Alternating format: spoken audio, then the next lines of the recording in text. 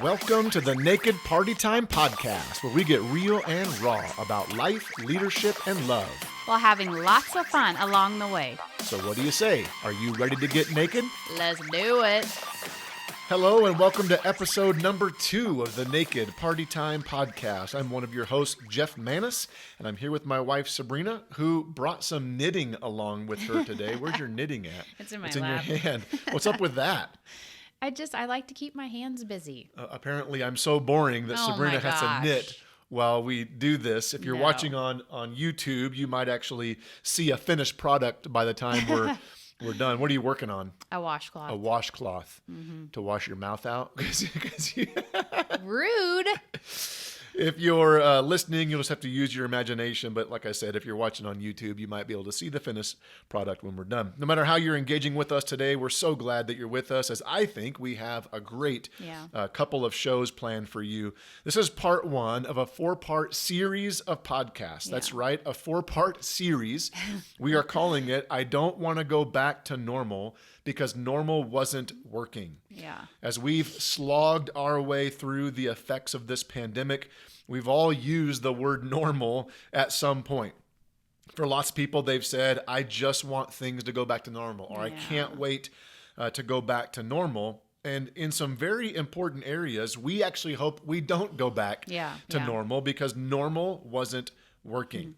So today we're going to highlight 6 things that we don't want to go back to normal on. And in the next 3 podcasts, we're going to cover 2 of those 6 things each time and offer kind of a deeper look, some practical next steps, some solutions that can help us not go back to normal in those areas. All 6 of these things, I think, were exposed during this pandemic or by this pandemic.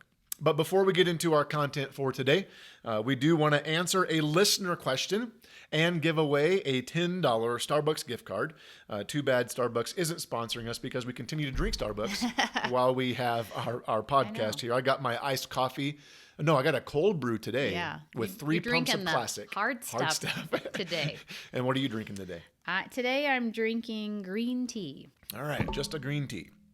So, Sabrina, tell us the winner and the questions. Okay, today. so today's winner in question is from Beth Hubler. Thank you for asking several questions that we're going to answer. So the first one is, what book other than the Bible has most influenced you? We racked our brain on that one. So hard. Yeah, we both read. You read way more than I do. I'm not a natural reader, but I read because I know I need to. And it just depends on really what season we're in. I guess for me, if I'm going to pick the book that most recently impacted my life, it's a book by Pastor John Mark Comer called The Ruthless Elimination of Hurry. Yes. We both read that. It has made massive implications and changes to our life. Would highly, highly recommend that book. But that for me is the most recent one that really impacted the way I'm living. That one was just so big. So I know you'd recommend that one too, but is there any other books that you have impacted you? Yeah, when we were talking about this question, I actually went and stood by my bookshelf and was like looking at everything I read. And I think depending on the season you're in, that is true, what resonates with you more. But I think overall, I would say Kill the Spider by Carlos Whitaker.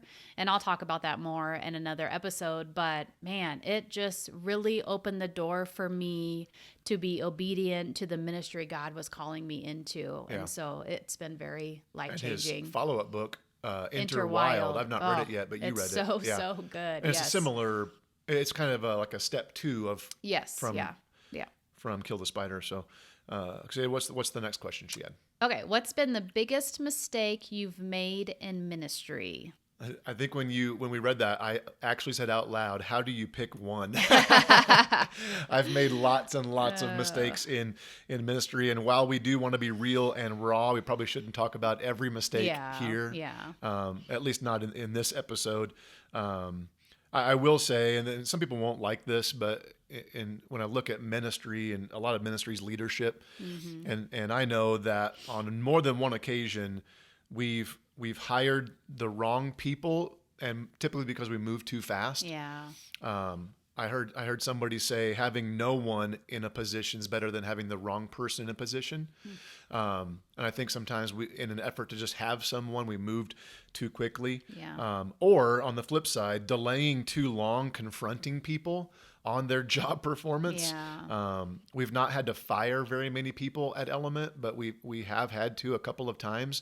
And I think both of them could have ended differently if I would have maybe addressed it sooner, or maybe even not hired the people in the first place. Yeah. But I don't want to, I mean, that's some personal stuff there that don't have permission to get into probably right now.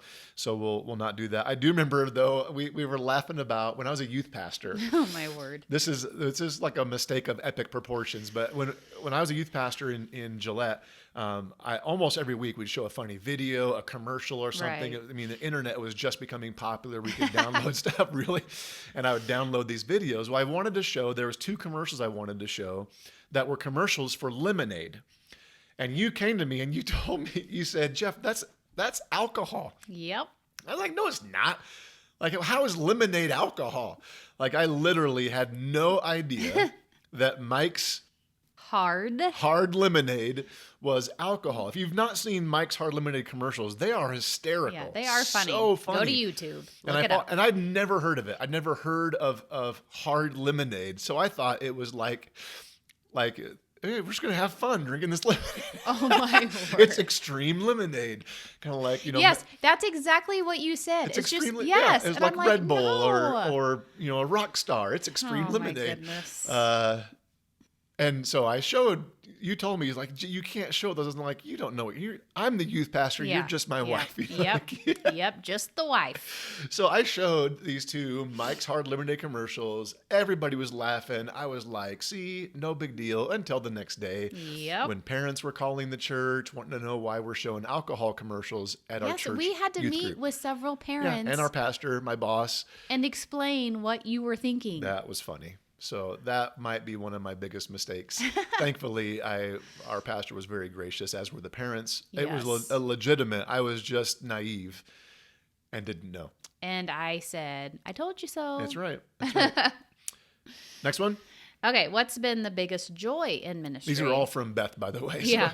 So, she had good yeah, questions. she did. So my biggest joy in ministry is when I see people experience life change. Oh, definitely. That's what it's all about. When someone truly puts their faith in Jesus, or a believer fully surrenders their a portion of their life to Jesus, and he just does a healing work, or they experience yes. life to the fullest as God intends. Like that, to me, there's nothing like that.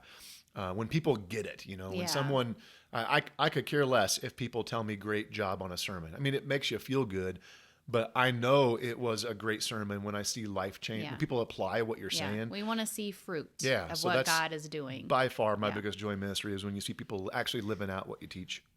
And then last one, have you ever wanted to quit? If you wanted to quit, what career would you pick? Again, I mean, how real you want me to be. Yeah. Have I wanted to quit? Yes. Many times. Many times. And I know I'm not in any way saying that other careers are easy. Right, right. But there's been many times in ministry I thought, this is not, I can get paid to do something. If I'm just going to get paid, I can go do something different. Yeah, that's true. The pay is not worth it. Right, right. The weight and sometimes the critique that people want to give, they feel entitled to give. Yeah, so, that's true. Yep, many times I've wanted to quit.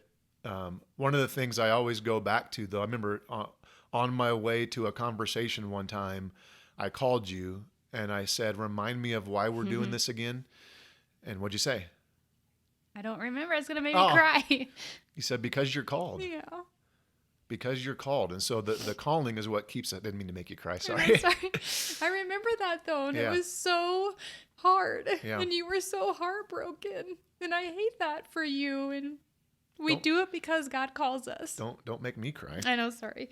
So anyway, yeah, I've wanted to quit on many occasions. When we first moved here to start the church, within 2 weeks, I wanted to quit. Yeah. I fell into a depression. I didn't know what to do. And I even told you, if we quit now, nobody gets hurt. Like, we hadn't started the church yet.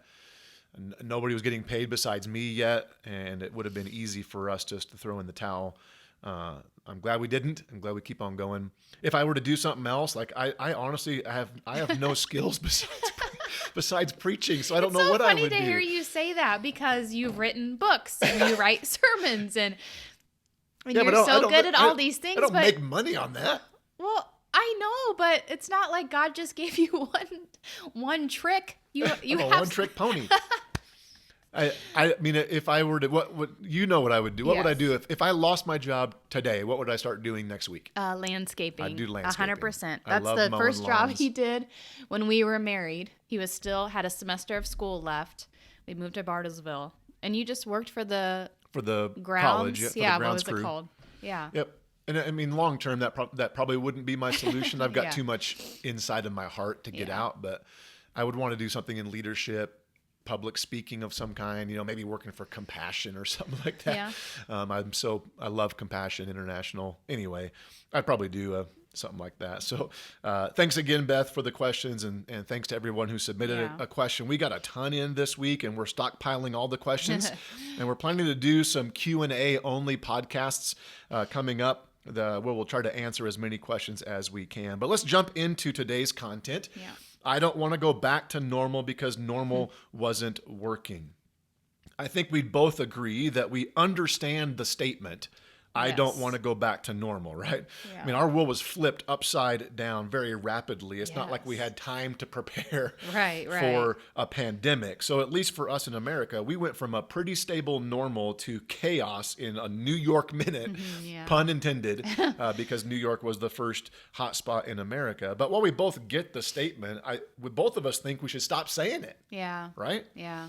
I mean, there's nothing inherently wrong with saying that, but here's why we think we should stop saying it. First, we aren't going back to the way things were, not for a long, long time. Right. We have to anyway. accept it. We have to Yeah. grieve. We have to accept it. Like we're almost filling ourselves with false hope in a sense. Yeah. Because Things aren't going. I mean, no, they're things just are going not. to. They're going to get better, Well, yeah, but they're yeah. not going to go back to exactly the way they were. Kind of Right. like post 9/11. Yes. Like travel changed forever. Right. And so many things changed Yeah. forever because of that. And it's going to be the same. But now, with but this. we've adjusted, Yep. and it's just the way it is now. Yep. And same thing here. Yep. So, but the second reason, which is what led to this podcast, that we should stop saying I want to go back to normal, is actually in the title of this episode. Normal wasn't working, Right. at least for some very specific and very important parts of our lives. So let's start walking through these. These are not in any order of importance, but I will say I think the first three were the first things this pandemic exposed, Yes. I believe. Yes. And we want to make it clear in every single one of these, we have made massive, massive failures Oh my in our goodness. own life. We will share some of those over the course of the series here. We've been unhealthy in every one of these areas. Yes. And at some point, we're also still learning to grow in Yes, all these yes. areas every day. We're still making mistakes. Yep. Well, you are anyway. Right. Because remember the first episode or episode 0, Jeff is almost Almost. perfect. Yep. Yes. So I hope you hear us. We aren't trying to cast judgment on No, anyone my goodness. who might be struggling in one of these areas, or if you disagree with us. We're not saying like we have all the answers No. or that we're perfect by any means. We just want to see everyone thrive in every part of their life. Yes. And these are some things that we see that we don't think we're thriving on in America. Right. We're in this episode. So again, we're doing a whole series, 4 straight episodes. We're not offering a lot of answers today. We're just pointing out what we don't want to go back to. We'll dive into solutions and some real practical next steps in the following podcast. So the first thing, I don't want to go back to normal, or we don't want to go back to normal, is the way things were financially. Yes. Now, I don't mean that from an economic perspective. In January and February of 2020, the U.S. economy was at an all-time high, like breaking records Yeah. right and left. The stock market had never been higher. Unemployment had never been lower. We seemed very healthy. Yeah. Everything was like, I think if we were hiding some of the Yeah, unhealth we're going that's to deal true. with here. The economy was booming, and then it blew up in a bad way. Almost immediately, the financial health of really a lot, maybe the majority of Americans and American Yeah. businesses was exposed, like I think badly exposed. Yeah. Now, did this pandemic cause some financial trouble? Absolutely. it Yes, did. for sure. It caused, with the closings and all that stuff, it caused massive financial trouble. But a lot of the financial crisis, I believe, was accelerated by our already unhealthy financial lives. Yeah. And here's what I mean. Pre-COVID statistics showed that at least 75% of Americans lived paycheck to paycheck. That's so 75%. That means 75% of Americans could not survive missing one paycheck. Man. So when businesses started closing down, it was an immediate catastrophe. Right. 68% of Americans don't live on a budget. 56% save less than $100 a month, Wow. which leads to 25% of Americans have no savings at all. None. Not a dollar in savings, which blows me away. And another 23% have less than 2 weeks of expenses in savings. Now, I know when we talk about financial health and saving money, Yeah. one of the immediate responses is this: well, if I had more, I would save. If I made more money, I would save money. I think that's a lie that we believe. I love your face right now. I You're know, like, because I'm like, I don't want to say it, but I do deep down believe it's a lie that we are told by like society. Yep. That, and you feel it. You Yeah. feel it Oh, deep yeah. within your soul Yeah. that if I just made more money, I would be okay. But it's not true. Yep. And sure, that there's some random cases where you might convince me that you make so little money, Yeah. you can't save. But I firmly believe this, and this is huge: saving money is not about the dollar amount you have; it's about the discipline in which you live. That's so good. Say it again. Saving money is not about the dollar amount you have; it's about the discipline in which you live. Man. Saving is a discipline, Yes. not a dollar amount. Right. It's a discipline that anybody can. Like we do it when we give our kids when we start giving them an allowance. Yeah, we like teach you them to save the save. first 10%. So it took us a long time to figure this out in our finances. We've been married for 23 years now. It was maybe 10 years ago Yeah, I think that we so. started taking seriously saving any money. It wasn't until the last couple of years that we really made saving money a priority in our financial lives. And since we're already on the subject and probably losing listeners like crazy, a part of the problem with our lack of savings in America is our obsession with debt. Yeah. Now, please hear me and hang with me here, okay? It's not wrong to have debt. Right. It is wrong to refuse to repay it. Right. And notice I said refuse to repay it.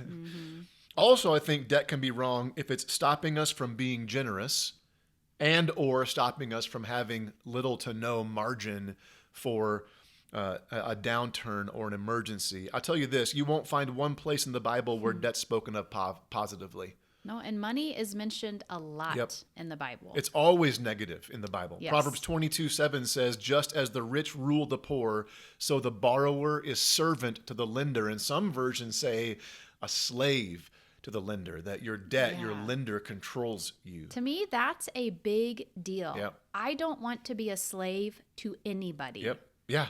Yeah. So I think about that. Like, that's a filter. That verse could be a filter. Yep. By doing this, is it going to stop you from saving money? And is it going to stop you from being generous? Yep. I'd rather not have stuff Yes. so that God can use his money that he gives us the way he wants to use it. That's good. Preach. Yep.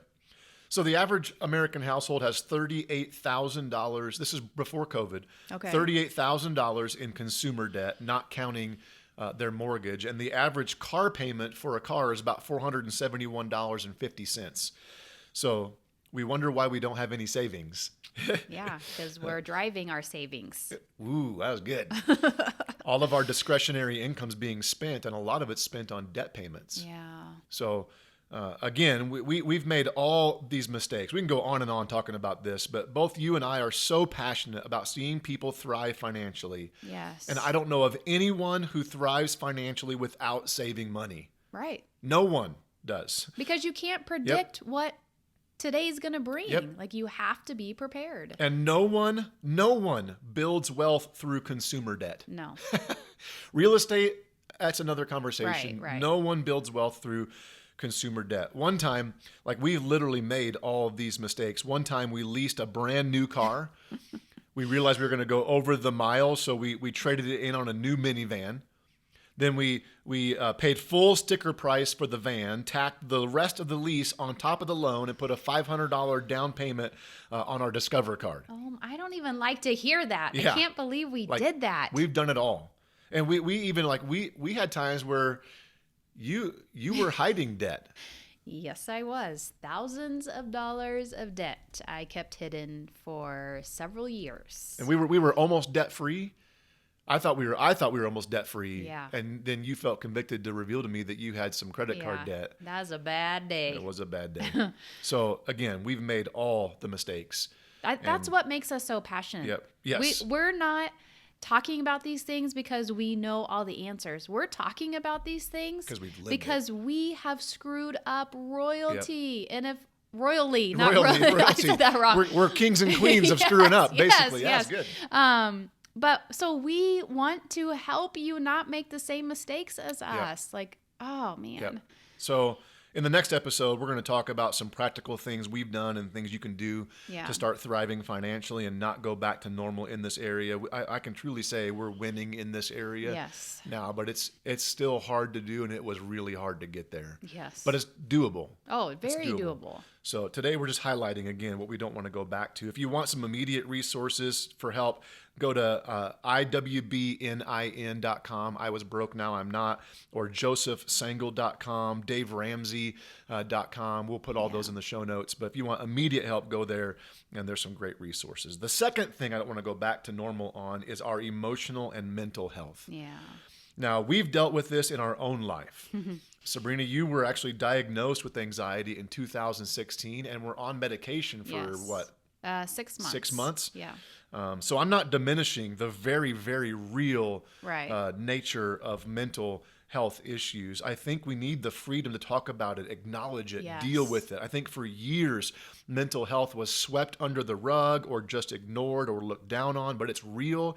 It affects millions of people. In fact, it was at an all-time high heading into COVID-19, and it only increased after. Right. So before COVID-19, 40 million Americans, or roughly 19% of our population, has a diagnosed anxiety disorder. Wow. That's only the diagnosed cases. Right, because so many people keep it in isolation because they believe that they're the only person, and you're not the only person. My goodness. To put that into perspective, 1% of the population has tested positive for COVID-19. Wow. And 19% have a diagnosed anxiety disorder. My goodness. It's a pandemic, right? Oh my goodness, like multiple times pandemic. Wow.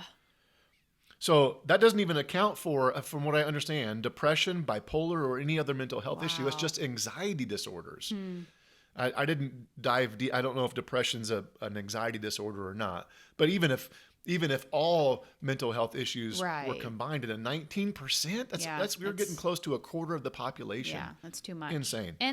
And I don't know if that includes kids, but you see it more. Doesn't. That's adults. Oh my goodness. So then you add teenagers and kids into that. Yeah, those numbers are scary. Oh yeah. So it's, again, I'm saying this just to say there has to be a better way. Yeah.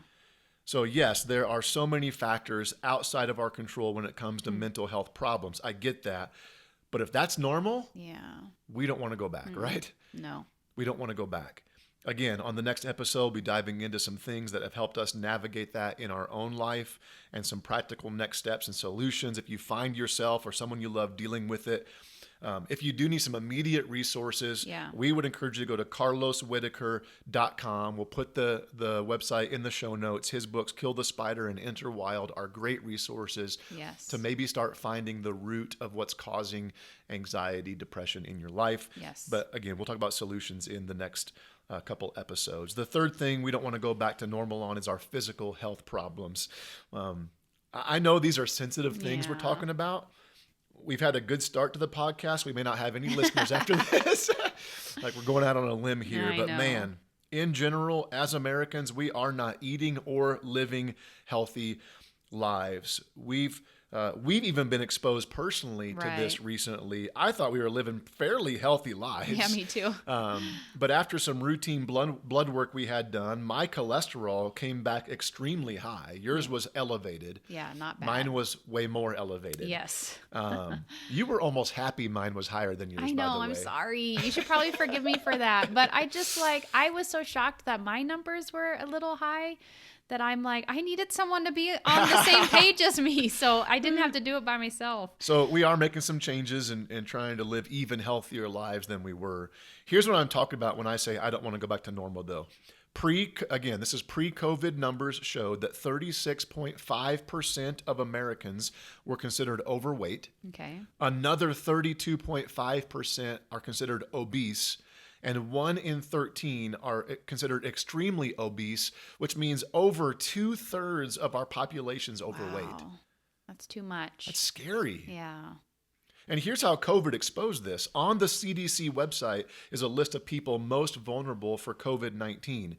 And among those most vulnerable are the obese, people with type 2 diabetes, which I know a lot of that can be genetics, but Right. in many cases it's managed just by lifestyle choices. Right. Also on the list is high blood pressure, which is same thing, genetic, but also managed by lifestyle choices. And then smoking's a risk factor as well. And again, we've been there. Yeah. At one point, I was at least 60 pounds heavier than I am today. That was the last time I weighed myself, was 60 pounds heavier. If you're watching on YouTube, I'm going to put up a picture of what I used to look like. Oh my goodness. I was definitely in the overweight category and heading to, if not in the obese category Yeah. at one point. It took some major lifestyle changes to get to where I am today, where we are today. And according to my blood work, there's still more work that I need to do in the coming episodes. We're going to talk about some practical steps and solutions to living healthier lives Yeah. physically as well. The fourth thing we don't want to go back to normal on is our spiritual health. Yeah. This one gets real personal because I'm a pastor. But Lifeway research showed that only 32% of Protestant churchgoers, so non-Catholic Christian churchgoers, only 32% personally read their Bible every day. Wow. That That's means not 68% of churchgoers aren't reading their Bible regularly. Oh my goodness. And that plays a part into all the things Oh, yeah. we've already mentioned. Yeah. Yep. 12% said they read it rarely, if ever. Oh my goodness. That's churchgoers. Not even people who don't go to church. That's people who go to church. Man. In the vast majority of churches, no more than 35% of people engage in a small group. Wow. I preached about this a couple of weeks ago at Element in a sermon. I said, you'll never experience the change you need without choosing to live in community. Yeah. You just won't. And we have experienced that this Yep, COVID, this COVID season. Yep. Community's been huge for both of us. And we'll Yes. talk about that again coming up. So we have only 32% of churchgoers reading their Bible on their own. No more than 35% are in true community. And then you have this, and it just shocks me. It shouldn't, because I see it in our own church, but it just shocks me. I know. I don't know how we change it, but 63% of church attenders, people who say they are a church goer, 63% go once or twice a month at most. 30% said they go seldom or never. Think about It that. makes me so sad. They call themselves a churchgoer, But they don't but go they to go church. seldom or never. 30%. That's too high. So when we aren't being personally led by the scripture, we aren't engaged in true community, we aren't attending the Sunday morning service, we're attending it less and less, that leads to so many people, even spiritual people, who have a non-biblical worldview. So I know we're throwing out a bunch of numbers, but follow me here. Check this one out. 62% of Americans polled, this is pre-COVID, Okay. said they consider themselves deeply spiritual. Wow. 62% of Americans. These same people, though, when they were asked how this affected their day-to-day decision making, 31% said, so almost a third, I make my moral choices based on what feels right and comfortable. Ugh. You guys, our feelings lie to us. Yes, they do. They are not truth. The human heart, Jeremiah said, is Yes. desperately wicked. You cannot follow your Don't heart. follow your heart. It's such a lie. Follow the word. Yes, my goodness. So 31% whatever feels right and comfortable. Another 18% said, I make my moral choices based on whatever's best for me. Man. And you can kind of see our Yep. world Oh, in yeah. these stats. Another 14% said, I make my moral choices based on whatever causes the least conflict with others. Which I could be guilty of that a little bit. Only 16% of deeply spiritual people reported, I make my moral choices based on what the Bible says. Wow. 16%. And literally, we get in argues and fights about why our world is the way Yep. it is. Hello. My goodness. We are spiritually unhealthy Yes. in many areas. So we'll talk about some solutions to this one in the series as well. I'm going to be answering a listener question about the future of the church Yeah. as we come out of this pandemic. Not just Element Church, but the Big C Church. I think there's going to be major ramifications Yeah. for the church that even as a pastor is hard.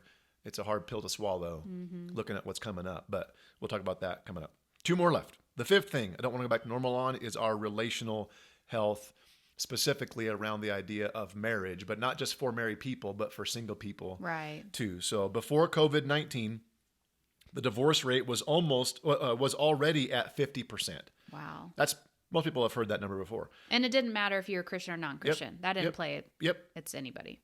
In New York, within the first week of stay-at-home orders, marital attorneys reported a 40% increase of divorce inquiries Wow. within 1 week. People couldn't be together for A 1 week. week. Yep. Wow. The sad part is, as you already stated, those numbers don't vary much, if at all, from Christians and non-Christians. That's heartbreaking. I can't even comprehend that. Yep. So this relational health doesn't just affect married people, though. One of the things I think has to change, especially in the church and Christianity, is the idolization of marriage. Yes. I know that for single people, the extreme isolation that COVID-19 caused was excruciating. Yeah. It only highlighted the fact that you were already Right. unmarried if you Right. want to be married. Right. But listen to me, single people. Marriage is not the answer for loneliness. Jesus is. Say it again. Marriage is not the answer for loneliness. Jesus is. There are lots of married people who feel alone in their marriage. Yes, I've felt that way at times. Like What?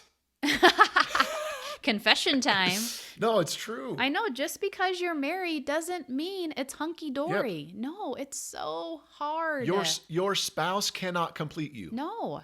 No not- spouse can complete you. No. If you're looking for another human being to satisfy you, you will always be unsatisfied. Yeah. Jesus Alone. is the only Alone. thing. Yep. Now, and listen, there is nothing wrong with a No. desire to be married. Absolutely nothing. No. But when that desire becomes our ultimate desire, we have a problem. So in this series, we're going to talk about some things we've done in our marriage that help us stay strong and focused. And we're going to talk about some things for singles as well. If you want some immediate resources, again, these will be in the show notes. Go get the book Relationship Goals by Mike Todd. Yes. It's unbelievable. Oh, You've so already read good. it. I'm reading it. Breaking the Marriage Idol by Cutter Calloway, I think should be required reading Yes. for every single Christian, married and single. Yes. And then Lori and Matt Krieg, look them up on Instagram, online. They have a book coming out called An Impossible Marriage. Lori and so Oh, I'm excited. so excited for it. Lori and Matt's viewpoint of marriage is phenomenal. Yes. Absolutely phenomenal. So go to them. Lori and Matt have a podcast as well called Hole in My Heart, right? Yeah. And it's their story is remarkable, Yeah. and their viewpoint on marriage. It's real and raw. Yeah. What they talk I about. feel like we constantly are learning, following her on Instagram. I'm always like, I got to change my language on that. I got to do better with that. Like they're Yep. so wise. So we'll deal with that coming up. And last one that we find, the 6th thing we don't want to go back to normal on, and this one is our speed of life. Yeah. Our speed of life. Pre-COVID, again, these are all pre-COVID numbers, showed, this is crazy, 60% of U.S. adults said they at least sometimes felt too busy to enjoy life. Wow. 60%. What's the point? Like, Exactly. And here's what's crazy. Why do we have so many things going on in our life? Because we're trying to enjoy life, by doing those things. But we're not enjoying But then it. 60% said they're too busy to enjoy life. Isn't that crazy? Like I can't even wrap my brain around it. So this one's even worse. 74% of parents said they felt too busy to enjoy life. Wow. That's crazy. That makes me sad. 1/3 of all children said they always felt rushed. I was guilty of that when my kids were little. 60% of employees report being in a high-stress job. Yeah. We now spend on average 5 hours a day on our phones. We check our phones once every 12 minutes or about 80 times a day. Oh my goodness. 39% of Americans say technology has generally made their job more demanding. So here's a phrase I came up with as I was preparing for this podcast that I think describes Americans. If we're not always on the go, then we're always on our phones. Wow. That's really good. If we're not always on the go, then we're always on our phones. We no longer know how to just sit Yep. and do And do nothing. nothing. Or sit and just enjoy the presence of God or the presence of another human being. Yeah, I was going to say, or just the person you're Yeah. with. So this area of slowing down is probably the most fresh thing in our own lives that Yeah. we've made some dramatic changes on. The practice of a Sabbath, limiting our time on social media and TV, and it has been so good. You know what I just thought of? I said in the beginning of this podcast, I don't sit still very well. Which I don't sit still very well, but I have a hobby that's not my phone. Yeah. Like you can have Yeah. a hobby Yes. and still do it. And I would rather you have a hobby than sit on your phone Yep. or read a book or do something Yeah, do else. something. So sit there, listen to worship. We'll get into that. We're Yeah, going to get yeah, into some stuff coming up.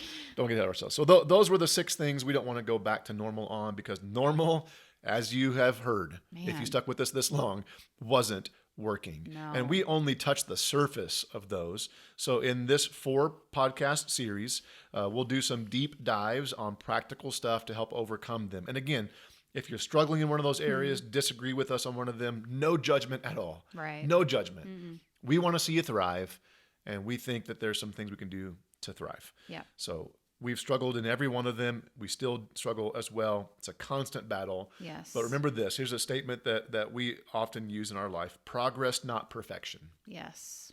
It's not about being perfect. No. It's about making progress. It's about moving, Yep, forward, moving forward. always Yep. in everything you do. Also, next week, we're going to be with my parents, Gary and Becky Manis, to celebrate their 50th wedding anniversary. It's such a long time. Super long. I was thinking we're not even halfway to 50 at I 23 know. years. So while we're going to be with them, we're going to record a bonus podcast that I'm going to share in honor of them on August 15th, which is their anniversary. We're going to talk with them about what it takes to make it 50 years in marriage and still be going strong. Things Yeah. besides the obvious, like having an awesome son like me. Oh my goodness. If you have any questions for them that you'd like to ask, please hit us up about that. Yes, they will love that. Oh, they would love some questions. Yes. And we need some help with questions to ask anyway. Yeah. It should be with me and my dad on the podcast. It Oh, should my be word. quite comical. Can we tell them that your dad said he'll only do the podcast if he can be naked? Well, I guess you just told me. Now you know where I get it. Oh my goodness.